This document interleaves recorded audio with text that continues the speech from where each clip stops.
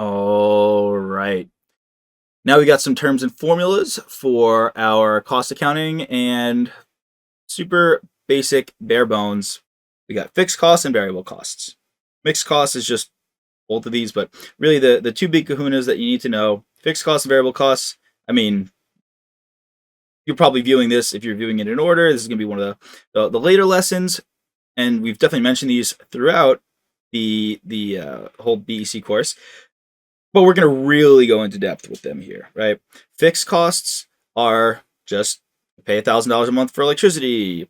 Variable costs are you use $10 of material per unit that you produce. Now, fixed costs are variable per unit. Variable costs are fixed per unit. What does that mean? Well, that means, let's say fixed costs are $1,000 per month, right? And then let's say that variable costs are $10 per unit. Okay. Now, what happens? Well, let's say we produce 1,000 units. Okay. Fixed costs are variable per unit because at this level of activity, fixed costs are $1 per unit. But let's say we produce 2,000 units. Uh-oh. Well, now fixed costs vary because now we have 50 cents per unit, right? It's going down the more you make. However, variable costs, these are fixed per unit because it's tied to the price of the unit. It's tied to the unit, right? For every unit, it's $10 for that unit. This is fixed per unit. This is variable per unit. That's what we mean by there. And you'll see questions trying to trick you up with the terminology, right? It's confusing because fixed and variable, variable, fixed. Now, yeah, fixed costs, a cost that does not change with an increase or decrease in the amount of goods or services produced or sold. Generally, these are going to be overhead and utilities. Overhead is going to encompass anything from accounting, salaries, to insurance, anything not directly related to the materials or labor needed to produce a unit. Utilities like electricity, water, anything like that. Variable costs are costs that change as the quantity of a good or service that a business produces changes.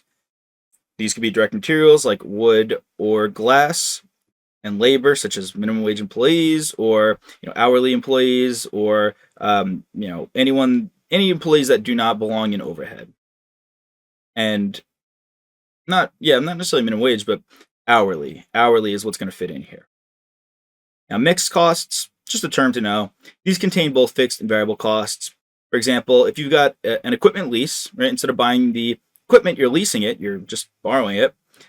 You have a fixed cost of, let's say, flat $10,000 to produce from 0 to 5,000 units. However, maybe because you're really using the machine a lot, maybe after you make 5,000 units, if you make 6,000, 7,000, or I guess as soon as you make a unit number 5,001, you're going to get charged $3.75 per unit by whoever's leasing you the equipment.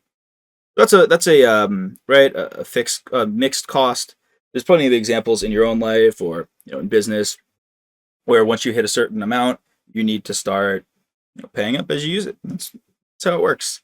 That is how it works.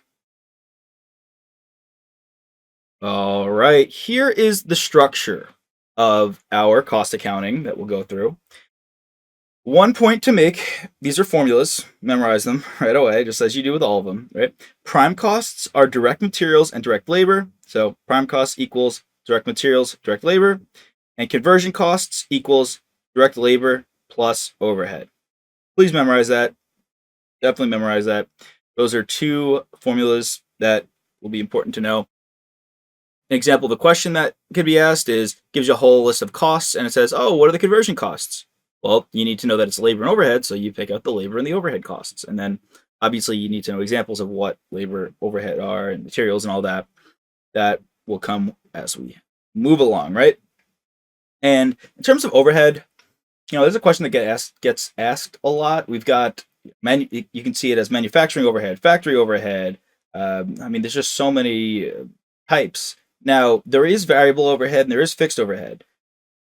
A lot of times the terms are the same, right? If you see manufacturing overhead versus just overhead versus factory overhead, a lot of times, most of the times, it's the same. But I'll call it out when it's not, right?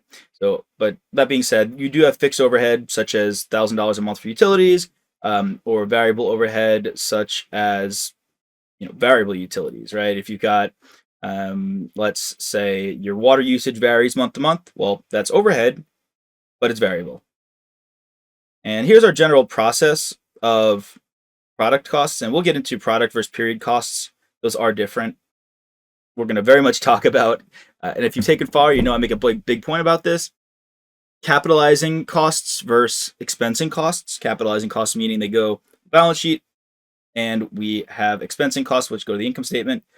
And here's the process, right? We take all three of these, then it's work in process. We don't have any, so we're making a bunch of furniture. We've got a bunch of half-finished furniture and wood and metal and items that are just kind of partially completed. Then that becomes finished goods, which sit in our warehouse. Finished goods then become cost of goods sold once they are sold. This is our cost accounting cycle. What happens to all of those costs?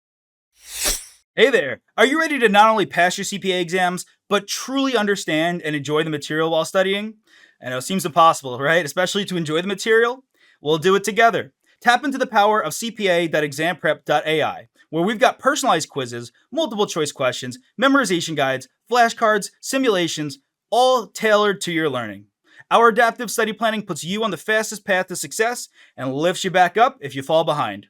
Avoid wasting your precious time and money attempting an exam with a low chance of passing, because who wants that? We want to get you through this process as quick as possible. Our exam readiness prediction lets you walk in with confidence, knowing that you're prepared for success on exam day. Thankfully, there's no payment method needed to get started, so why don't you come join us? Visit cpa.examprep.ai and let's achieve your exam success together.